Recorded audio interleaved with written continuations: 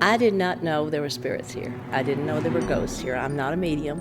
I'm not as sensitive. Dixie Hibbs, the manager and curator of the Wicklund Mansion in Bardstown, is now convinced that Wicklund, Kentucky's home of 3 governors, is indeed haunted. There are doors upstairs, small doors. One's a closet door and the other 2 are small doors that are closets above closets. And often those are open. And we can't say that the spirits open them or the ghosts open them. It's just, I can almost guarantee when I go in there, it's going to be open. The mansion dates back to around 1826. It was originally home to Charles and Margaret Wycliffe and was eventually home to 3 Kentucky governors. While decorating the historic home for Christmas in 2008, Dixie invited several different local high school girls over to help her out. And it just so happens that 2 of those girls were twins, and both of them psychic. And she was putting magnolia leaves around the chandelier, and she turned to me and she said, "Do you hear music?" And I said, "No, I don't hear music." And then she kept working, and I talked to somebody else, and then she said again, "Do you know a Patsy?" And later we determined that the room next to her was what they call the music room. And Patsy was one of the family members that used to live here.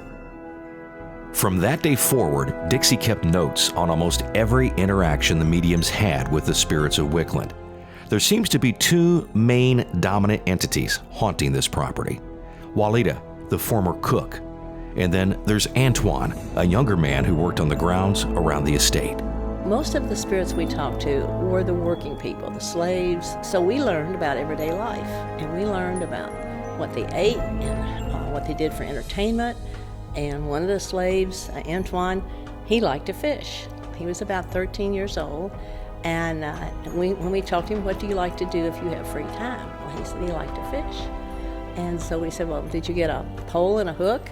"No, a pole and a hook." We all looked at each other. And he said, "I put my hands in the water and wait till the fish comes, and then I catch them." And of course, that's noodling.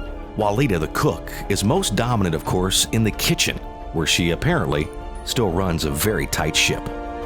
We had a young man who had his baseball cap on, which we wear them inside all the time now.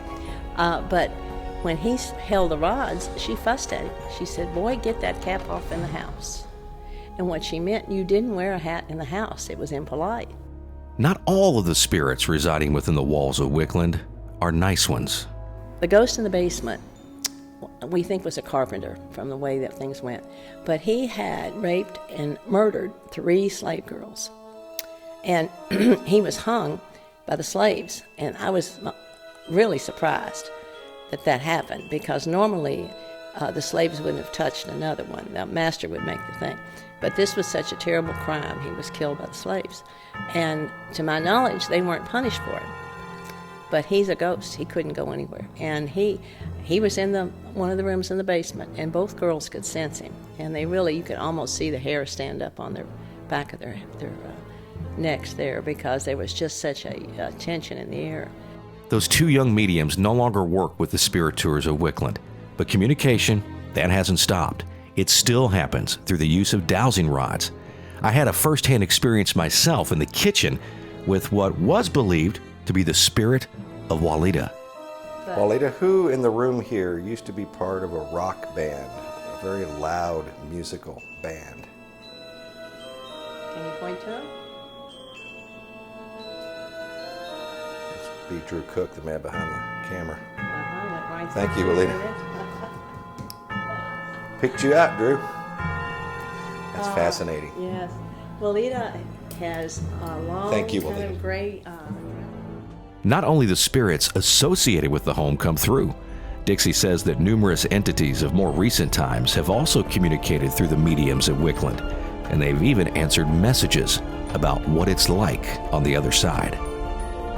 Beautiful, incredible, a place like no other. The spirits tell us that they watch over me. They don't necessarily have to be their own family. That's what I didn't understand exactly. I always thought everybody watched their own family. But they say that they have different roles that they play. And then they also say that there's different levels, but they never say heaven. I think heaven is a word we've put with it. They never say heaven.